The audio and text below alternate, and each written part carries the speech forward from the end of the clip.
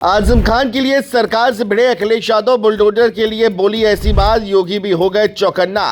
अखिलेश बहुत नाराज। रामपुर से लखनऊ तक गर्म हुई बुलडोजर को लेकर राजनीति। सरकार कानून की बात कर रही है तो सपा बता रही है राजनीतिक कार्रवाई। आखिर क्यों हर चुनाव से पहले आजम बन जाते हैं बड़ा मुद्दा। इस बार सपा के वरिष्ठ नेता आजम खान के लिए सपा अध्यक्ष अखिलेश यादव ने ऐसी बात कही है जिसने योगी सरकार को भी परेशानी में डाल दिया है, क्योंकि आजम खान उन नेताओं में शामिल है जिनका जेल में रहकर भी रसूख कायम है। वो भले ही कई सालों से जेल में हैं, कई मामलों का सामना कर रहे हैं, लेकिन जैसे जैसे 2027 विधानसभा चुनाव करीब आ रहे हैं वैसे वैसे एक बार फिर आजम खान सियासत के केंद्र में आ गए हैं।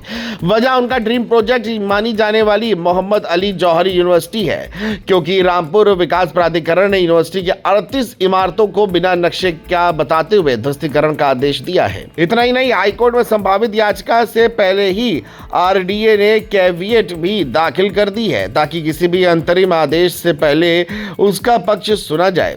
दूसरी तरफ समाजवादी पार्टी प्रमुख अखिलेश यादव खुलकर आजम खान के समर्थन में उतर आए हैं। उन्होंने सरकार पर शिक्षा के नाम पर राजनीति करने का आरोप लगाया है।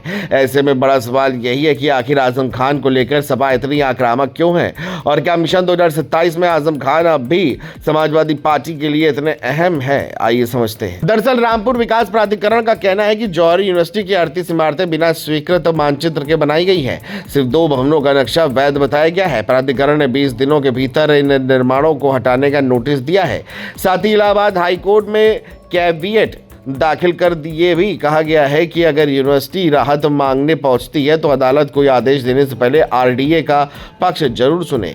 यहीं से इस पूरे मामले ने राजनीतिक रंग पकड़ लिया है। अखिलेश ने सोशल मीडिया पर सरकार को घेरते हुए कहा कि बीजेपी को शिक्षा में भी सांप्रदायिकता दिखाई देती है। उन्होंने सवाल उठाया कि सरकार दूसरे कथित अवैध भवनों पर कार्रवाई कब करेगी। सपा इस पूरे मामले को सिर्फ अवैध निर्माण नहीं बल्कि शिक्षा संस्थान और राजनीतिक प्रतिशोध से जोड़कर पेश करने की कोशिश कर रही है। वहीं सरकार का कहना है कि कार्रवाई पूरी तरह कानून और नगर नियोजन नियमों के तहत की जा रही है। इसका राजनीति से कोई संबंध नहीं है। अब सवाल यह है कि आखिर आजम खान समाजवादी पार्टी के लिए इतने महत्वपूर्ण क्यों माने जाते हैं? कभी रामपुर से 10 बार विधायक और 2 बार सांसद रहे आजम खान लंबे समय तक यूपी की मुस्लिम राजनीति का बड़ा चेहरा रहे हैं।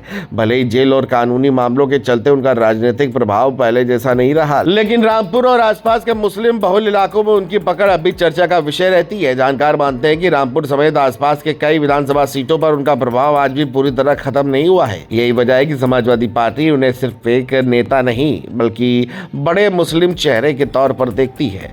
मिशन 2027 से पहले मुस्लिम वोट बैंक को एकजुट रखना समाजवादी पार्टी की बड़ी चुनौती माना जा रहा है। ऐसे में अगर जौहर यूनिवर्सिटी का मुद्दा लगातार चर्चा में रहता है तो सपा इसे राजनीतिक और भावनात्मक दोनों स्तर पर उठाने की कोशिश कर सकती है। दूसरी ओर बीजेपी कानून के समान पालन और अवैध निर्माण के खिलाफ कार्रवाई के अपने रुख पर कायम है। फिलहाल अब आने वाले दिनों में अगर मामला हाई कोर्ट पहुंचता है और राजनीतिक बयानबाजी तेज होती है तो रामपुर से शुरू हुई ये लड़ाई लखनऊ की राजनीति का बड़ा मुद्दा बन सकती है। मिशन 2027 से पहले आजम खान एक बार फिर उत्तर प्रदेश की चुनावी बहस के केंद्र में दिखाई दे रहे हैं।